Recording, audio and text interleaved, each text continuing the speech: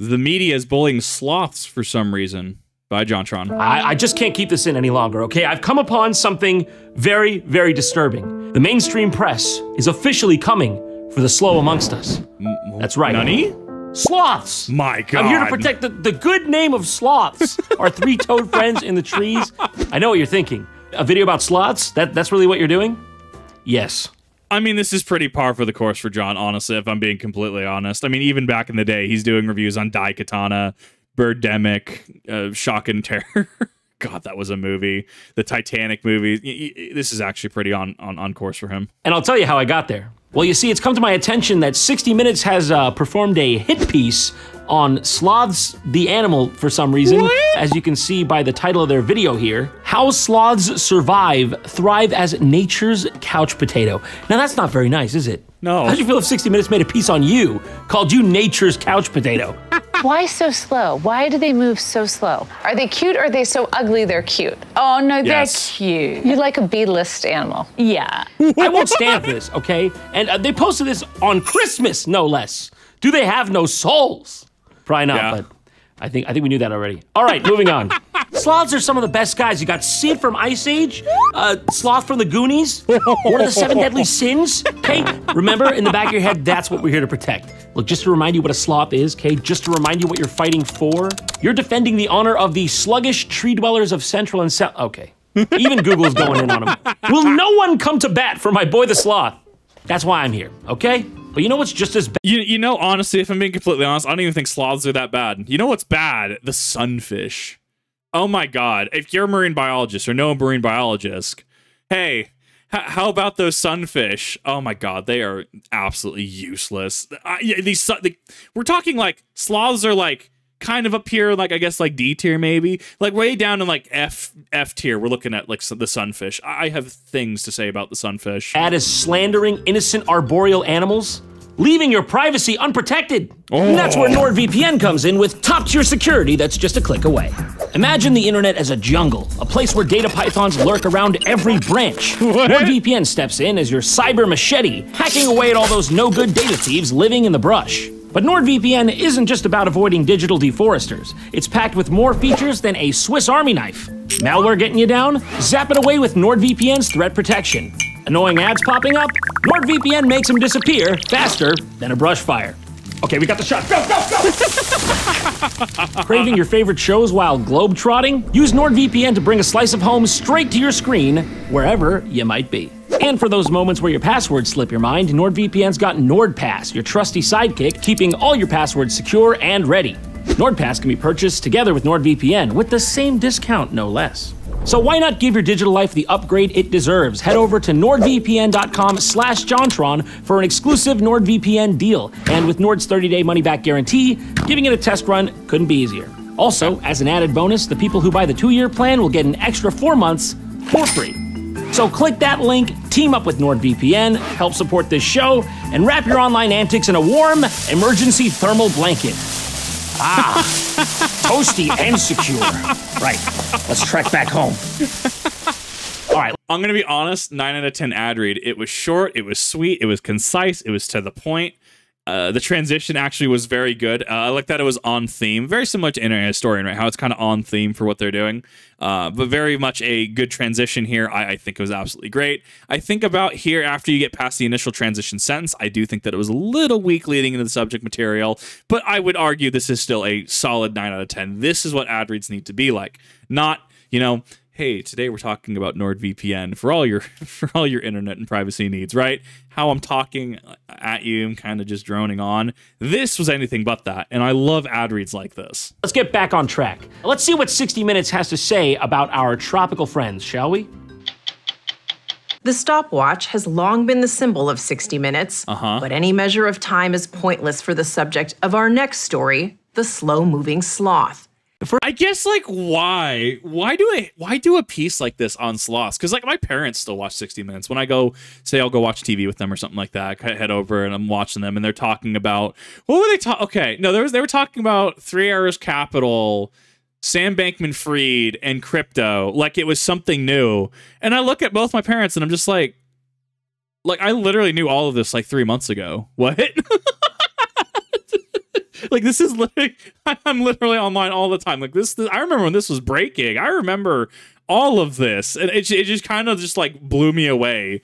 I don't know. I don't know how prominent 60 Minutes is still. I do know that there are people like my family that does still watch it, but it's just very interesting to think about. First of all, just like, why so serious about sloths of all things? Like, that is their the presentation, vibe is off though. right away.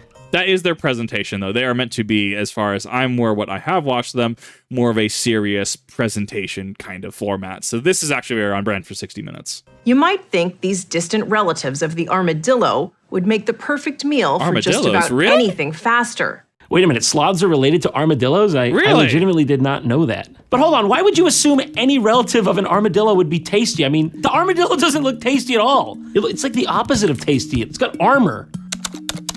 Well, it's on the surface. Don't put that in. I don't know why that comes up when you type armadillo. And yet somehow... Of course it's Etsy, of course it is. Well, I don't know, to be fair. I mean, like, people eat crickets, people eat spiders. I mean, I'm sure someone out there's gonna be like, actually, I've had armadillo. It tastes like chicken, probably. Rattlesnake, I hear, tastes like chicken. That one kind of throws me for a loop, but I could kind of see that. No, I was watching, I was watching TikTok, some good old Southern cooking, and it was like, what was it?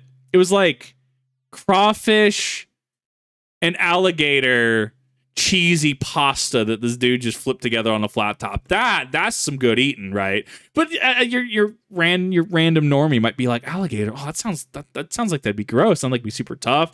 I don't know. I'd be into. I mean, to be fair, I've been itching for a good catfish here in Idaho. There's not really places that offer any sort of catfish or any sort of Cajun cuisine, and it really is kind of hurting me right now. Sloths have been hanging on in one form or another for 64 million years. Yeah. What I can't stand is that any amount of these have survived to this date. I'm spreading awareness because I'm sick of these fuckers just sitting up there. That's attitude. He's got attitude. Yeah, he does. Am I reading that wrong? That's attitude, I think. He does. To understand this quirky animal, 60 Minutes hung out with a quirky zoologist. Nice. Okay, so not only are you going to insult the defenseless animal, but you're also going to just straight up insult the expert that you brought onto your program as well? Is no one safe? You're just going to call her quirky? Scientists are making new discoveries about a creature that's turned survival of the fittest upside down. Yeah. But if it's lived for that long, obviously it's fit in some way.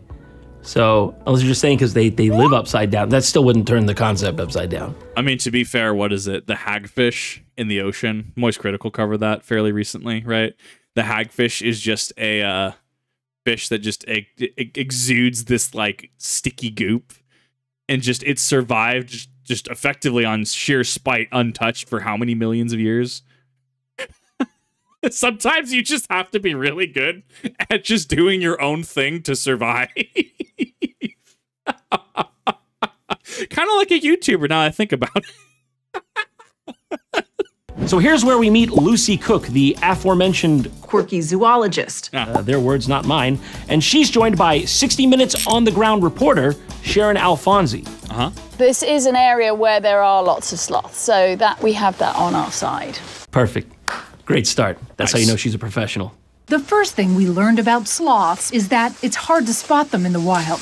Lucy Cook scanned the treetops. The sloth is a master of disguise. Like not 2 minutes ago, you're saying it's a useless piece of shit, and now you're like, oh, a perfectly camouflaged miracle of nature. Get your story straight, 60 Minutes. If I were a sloth, I would very slowly contact a lawyer. Oh, there's one up there. She's hunched over, so what we're looking at is her back. Nice. That is not the side of the sloth we went all the way to Central America to see. What a weird keep in the script, right? Like, whoever's writing the script, whoever's making this presentation, what a weird inclusion, right? This is not the wall we went all the way to South America to see. What a weird inclusion. I just can't get over that. Listen, a little pro tip here. Just go 180 around that sucker. Exactly. You'll get the whole view you were looking for. Yeah. Costa Rica trip salvaged. Their eyesight is lousy. their hearing not much better. I feel like maybe could you have gotten a more flattering shot for us here? This guy looks like he just woke up from being unconscious in the trenches of World War I, for Christ's sake. Yeah. Being nature's couch potato is the reason sloths have survived for more than 60 million years in spite of, well, themselves. This thing is basically dog shit. And the fact that it's alive is, I might as well film it to show you how dog shit it is. Yeah. I wouldn't have left this alive if I saw it.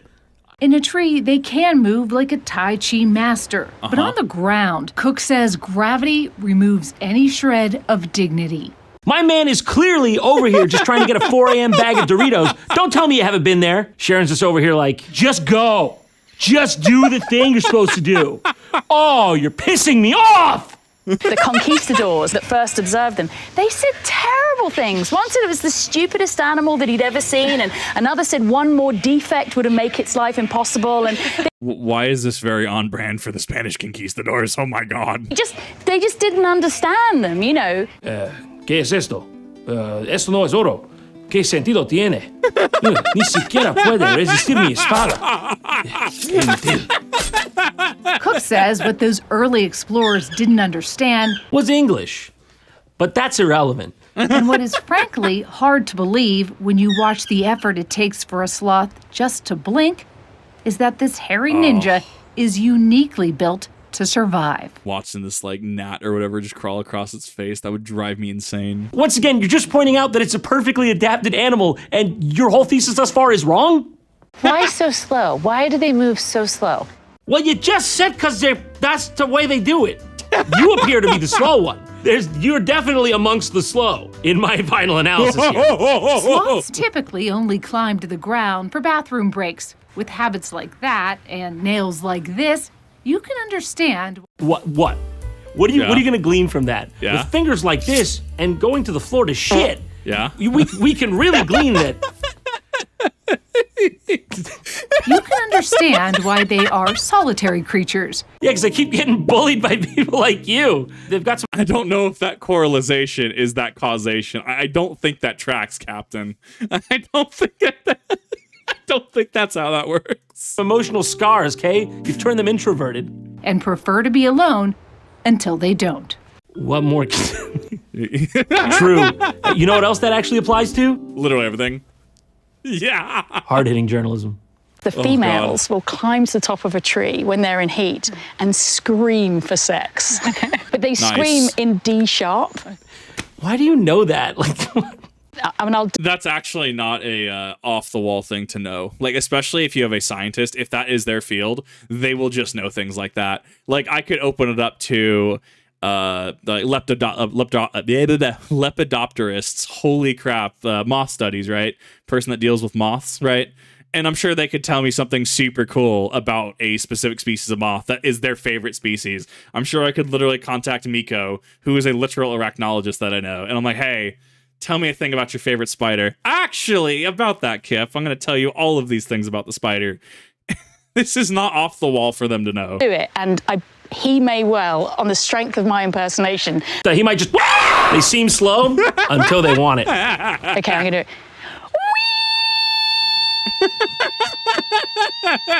I will not have you speak to me that way. This lady's gone through her paces, okay? That's something you can't get out of a textbook. That's learned in the heat of battle. Yeah. I love the lady still smiling, but she's still like, you can stop now. I got it. I got the idea. Behind Lucy Cook's cheeky sense of humor is a hefty resume. Why does she look like she's preparing it for like a stew? It's got like the mint and everything here. She has a master's degree from Oxford and published 4 books, including 2 on sloths, leading to donations for conservation and crowds at lectures that mix biology with stand-up. You hate to hear it. You hate to hear it. I would actually watch that. That is right up my alley.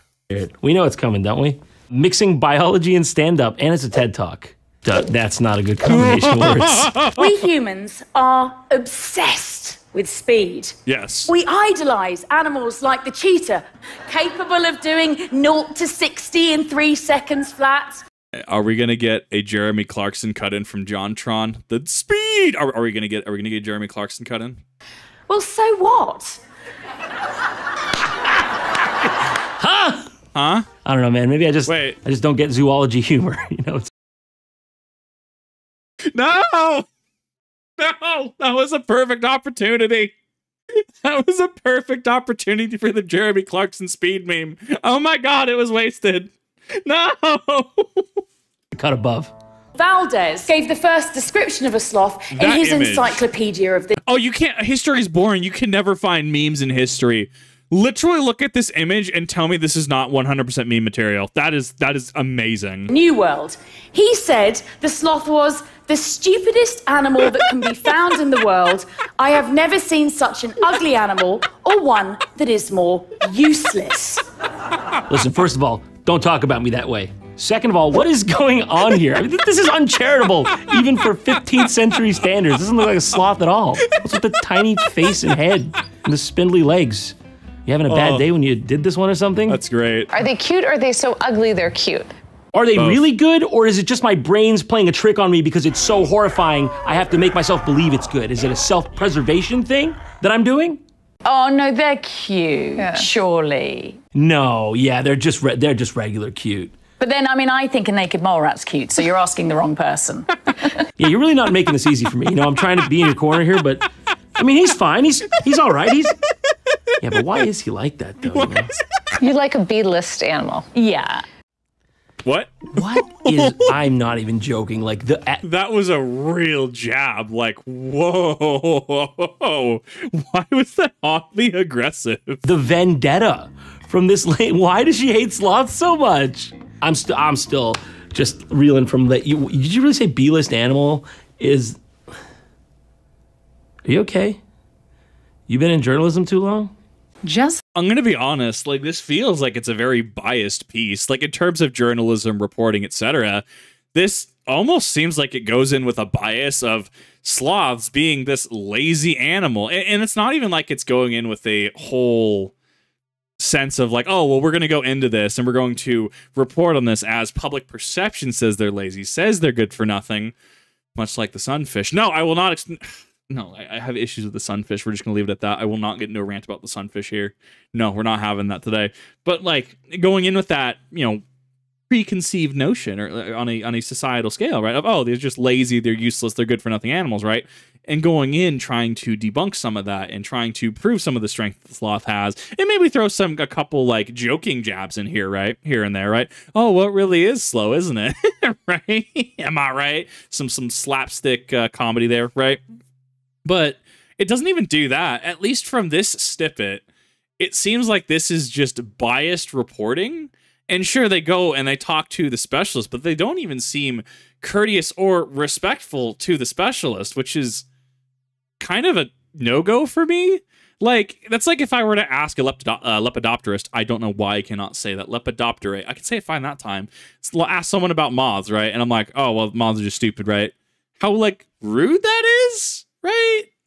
Like, or rather, you know, a lot of people have misconceptions about the moths. You know, what are your thoughts and opinions on that? What are your thoughts and opinions in regards to public perception of, say, it's the lunar moth, right? That as soon as it hatches from a cocoon, it has a limited lifespan because it can't physically eat. You know, that is the perception at large. Can you debunk this, right? And, oh, well, actually, there is this. And, you know, yeah, it must kind of suck if they can't eat, right? Am I right? Right? And you see how that's a completely different feel than the way that this is at least here being portrayed. I have not watched the original 60 Minutes, but what I can say here is the way that this is portrayed through this video, I do take a little bit of narrative issue with. I do take a little bit of issue with how biased and ham-fisted this kind of seems. Look how one of those B-list animals can leave Lucy Cook starstruck. You guys have got to see this! Cook noticed this. What is that? Cool. What is it? What is it? What looks like fluffy golf balls. What fluffy golf balls? I need to know how you're getting golf ball from this. Like caterpillar, okay, a fruit if you're stretching, but golf balls? What does this look like from your perspective? Oh, someone playing a bit of 18 hole up here? I see a couple 6 and 4s. She realized was a cluster of something we'd never heard of. Come and have a look, Sharon. The elusive Caribbean white tent-making bats. Okay, I wasn't expecting bats. I'm not gonna lie. Like my heart rate's gone right up. I'm going to start pouring in sweat, and I might start crying. I shouldn't have seen the bats. I shouldn't have seen the bats. That does kill me. That kills me. Oh, does somebody have the defibrillator? It's just a miracle of evolution. I mean, it's just why? Like, why? I think that's your job. When you got that master's degree from Oxford, society kind of looks to you for the answer to why on that. Well, I mean, humans are still discovering new species, even in the ocean, like every single year, right? Like every single year on year, we have more and more species that are discovered, more and more things that we learn, we know about. We don't know everything. I would argue it'd be incredibly boring if we did know everything. I mean, this even extends to medical sciences and stuff like that, right? Up through the early 90s in the US, lobotomies were completely valid medical practice, right?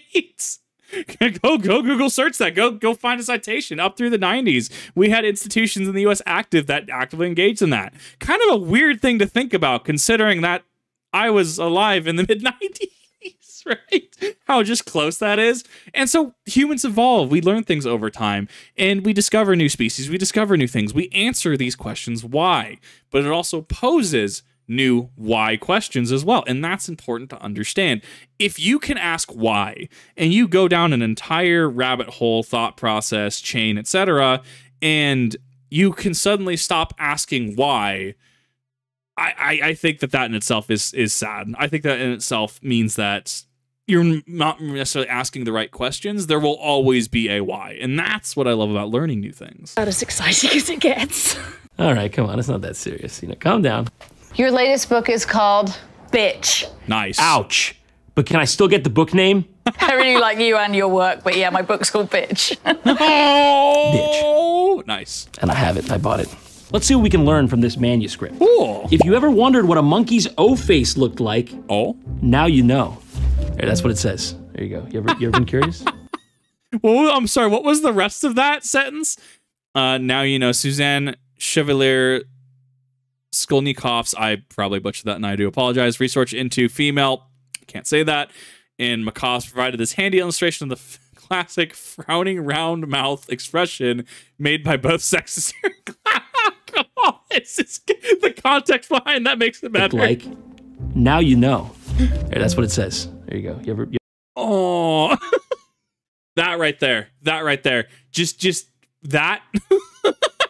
This is the meme. And just have the caption like, oh, or the dude that's like has both his hands on his face, right?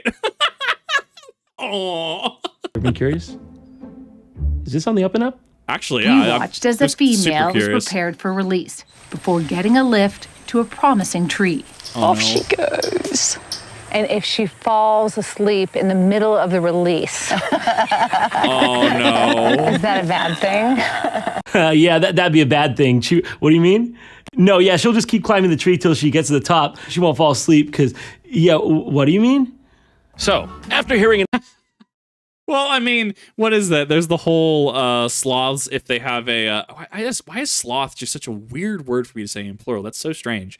That's very strange to me. How sloths should have their young, that if they just fall off their back, they won't even bother to get it. They'll just continue just existing. Damn, nature, you scary. enough of this baseless slander, I decided to come here to the source at Animal Adventures and ask these magnificent creatures how they really felt about it all themselves. And by the way, Costa Rica was unnecessary. We're in Bolton, Massachusetts, so you could have saved on airfare. Let's go. Here we are, an audience with a two-toed sloth. Do you feel like a B-list animal? He's gonna eat it. Yeah, he's gonna eat it. True. Okay, so this is strange object I want to put in mouth. What do you not understand? We have a stunning rebuttal of the statements by 60 Minutes. Give me food. You want to speak more? A lot more to say than I thought. Sorry, I think it's that's just a bird. Don't worry about it. It's just bird things. Pterodactyl or something back there. That's a macaque's O-face. Yeah, here you go. What do you think? There's just tortoises in coitus and a giant alligator staring on. A little bit alligator. Oh, this is some spice. Traditionist in here.